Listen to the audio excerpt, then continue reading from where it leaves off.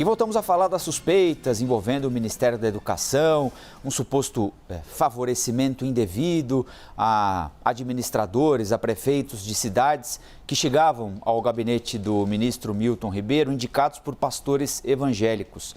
E eles teriam alguma espécie de preferência para receber recursos públicos que devem ser discutidos ou distribuídos, mediante critérios republicanos, independentemente da forma como o prefeito chega ao gabinete para apresentar o projeto, para levar o orçamento para a sua cidade. A ministra do Supremo, Carmen Lúcia, autorizou a abertura de um inquérito para avaliar o funcionamento ali do gabinete do ministro da Educação, Milton Ribeiro. A gente vai conversar agora com o prefeito Kelton Pinheiro, que é prefeito de Bonfinópolis, cidade que fica no interior de Goiás, e relatou ter recebido um pedido de propina em troca de liberação da verba do MEC. Prefeito, bom dia, muito obrigado pela atenção aqui com a CNN Brasil.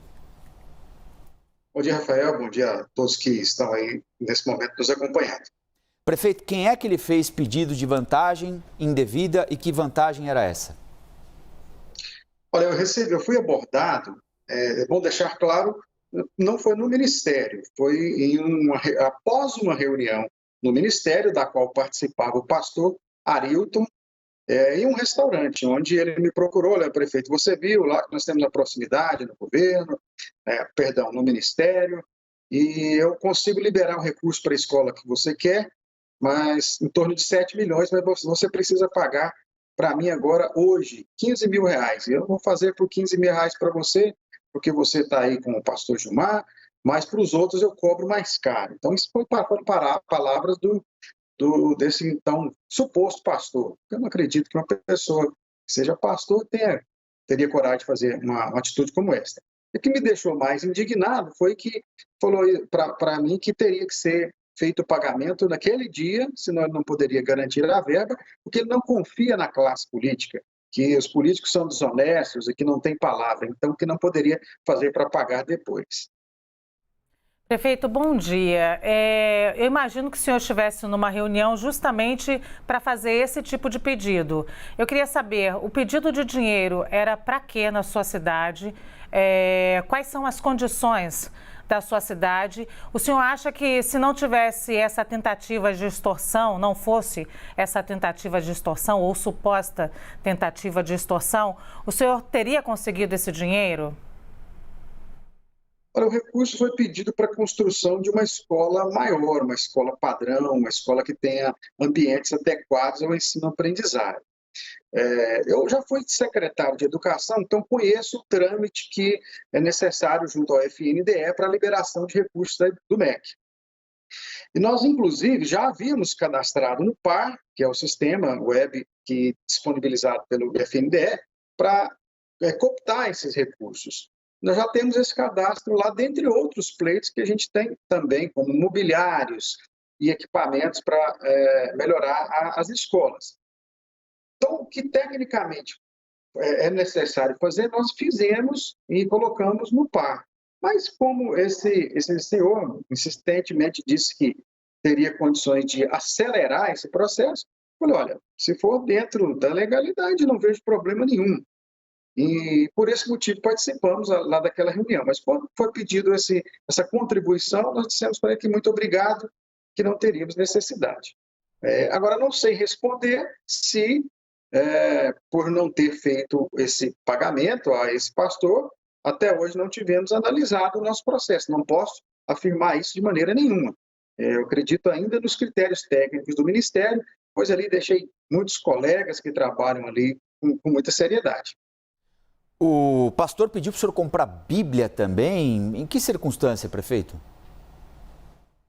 Esse foi um outro momento, né? Nós tivemos um encontro primeiro em Goiânia, na sede da igreja, do pastor Gilmar, e lá o pastor Arilton, quando eu perguntei, ele disse que estaria marcando uma reunião com o ministro, eu pensei até que fosse uma reunião no gabinete do ministro. E não era uma reunião em um auditório, com a presença de outros prefeitos também. Mas, no primeiro momento, eu indaguei, mas qual que é o seu objetivo? O que você almeja está convidando a gente para me marcar essas reuniões. O que você tem a ganhar com isso? Ele, não, você não tem que me pagar nada, não. Você vai fazer uma oferta aqui para a igreja. E essa oferta é o seguinte, você vai comprar 50 a 50 reais 100 Bíblias aqui do pastor Gilmar para ajudar na construção da obra. Então, até esse momento, eu achei algo natural, um pastor pedindo uma oferta para a construção de um templo.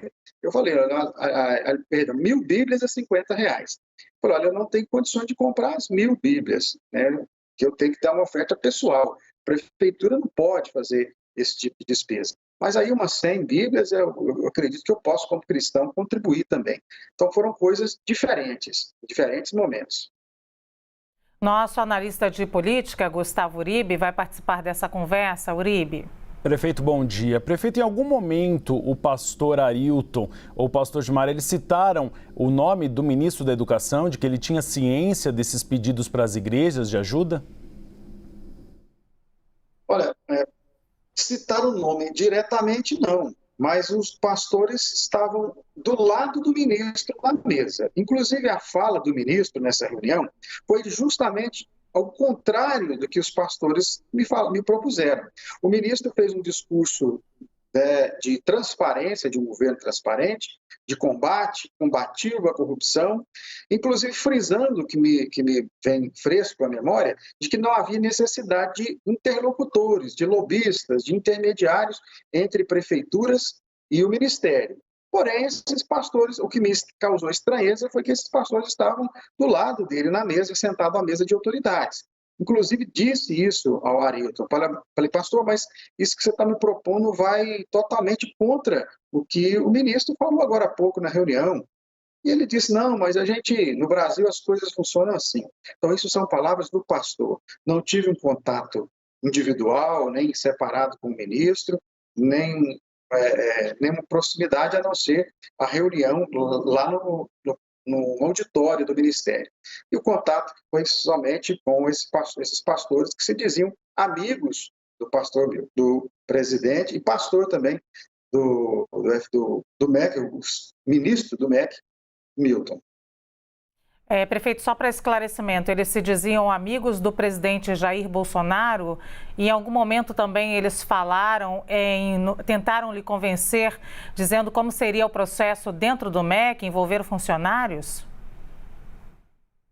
Não chegaram a citar o nome do presidente, pois a conversa foi muito rápida. Eu já havia terminado o almoço, terminado de almoçar, e quando ele me fez essa abordagem, a minha vontade foi de sair daquele ambiente o mais rápido possível, pois eu nunca tinha me sentido tão constrangido em toda a minha vida. A vontade era de sair o mais rápido daquele ambiente, por ter recebido uma proposta de uma pessoa que até então eu considerava como pastor, com palavras assim, muito chulas, de baixo calão, de uma forma bem direta, pedindo uma contribuição para liberar recursos públicos. Então, foi uma conversa muito curta e muito rápida. Prefeito, o senhor disse que o dinheiro não saiu ainda, né? O senhor já foi secretário de Educação também.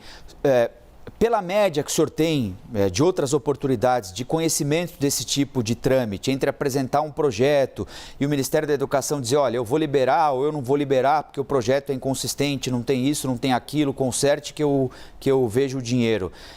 Está demorando mais tempo do que já costumou demorar em outras oportunidades? E quanto é que o senhor pediu para o Ministério da Educação para fazer essa escola maior? Lá no programa não se fala em valores, lá você tem objetos financiáveis, escolas, mobiliário, ônibus escolares, veículos, bicicletas, reformas, então você tem valores estimados. E se estimar o valor pedido lá, dá quase 13 bilhões. Nós sabemos assim que é um valor até alto para o porte do nosso município, mas a gente cadastra e veja, olha, se o Ministério tem disponibilidade para domar uma escola de 7 milhões, a gente receberia 7. Se não tem disponibilidade de 500 mil para mobiliário, a gente receberia 500 mil e assim por diante. Eu fico ali, então, como um cardápio para a gente escolher o que a gente necessita e o Ministério disponibiliza conforme a disponibilidade orçamentária. Esse trâmite leva realmente em torno de um ano e meio. Em outras ocasiões, a gente já teve essa situação, até porque o número de analistas do FNDE é um número relativamente pequeno comparado aí aos mais de 5 mil municípios brasileiros. E, na ocasião dessa reunião, esse sistema ainda se encontrava fechado para envio dessas informações. No mês seguinte, geralmente que é o mês de abril, é que a gente envia essas informações, fica ali tudo cadastrado, aguardando liberar um botão onde a gente clica para enviar para análise. E assim, no mês de abril do ano passado, foi feita a análise dessa documentação. Portanto, acredito eu, ainda está dentro do prazo aí de até um ano e meio, em algumas situações. Prefeito, é natural quando a gente passa por uma tentativa de extorsão de pessoas que a gente até considera, ou que a gente vá ver o currículo dessas pessoas, ou que a gente converse com os nossos pares para tentar entender se outras pessoas passaram pela mesma tentativa de extorsão. Eu lhe pergunto, o senhor chegou a conversar com algum outro gestor, par seu, e alguém já relatou uma tentativa semelhante? Olha, não aconteceu e eu até explico o porquê, né? Naquele momento eu fiquei com... Realmente, a minha vontade era de ter ido ao Ministério da Educação e denunciado os 2 pastores lá no Ministério. Por que não fiz? Seria a palavra dele contra a minha. Por que você resolveu falar só agora? Porque outras pessoas tiveram aí também a iniciativa de falar sobre o assunto. Então, já não sou mais eu sozinho falando. Eu não tenho gravação da conversa minha com o pastor, porque não tenho hábito de gravar conversas minhas com ninguém, porque não acho isso legal também. E por que não tivemos outras conversas? Naquele momento que estivemos ali, nós estávamos começando a voltar ao pico da pandemia. Passaram-se os meses seguintes, todos nós prefeitos ficamos novamente distanciados, os municípios distanciados, então não tivemos novos encontros naqueles próximos meses. Acredito que tenha sido esse o motivo da gente não ter falado sobre o mesmo assunto. Mas também não sei qual foi a possível reação de outros colegas. Eu quero acreditar que não, mas talvez alguém tenha pago, pensando, iludido com o recebimento desse recurso.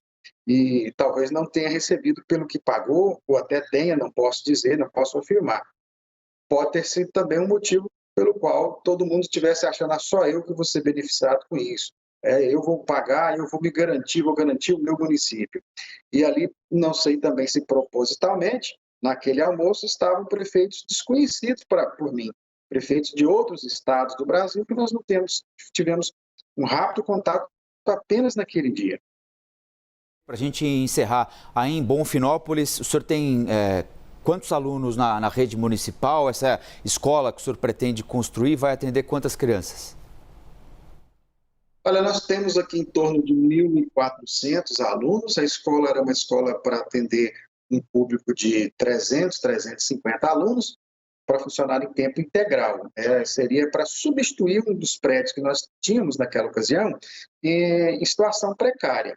E o que hoje até já, graças à contribuição do governo do estado, nós já resolvemos o problema, fizemos uma reforma e adaptamos a nossa escola, construímos refeitório para que ela possa em breve se tornar mais uma escola de tempo integral no município, de educação em tempo integral no município.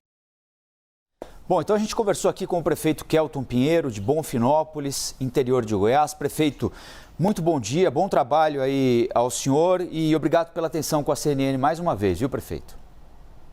Agradeço, Rafael, Elisa, a participação do Gustavo também, estamos à disposição. Obrigado. Obrigada.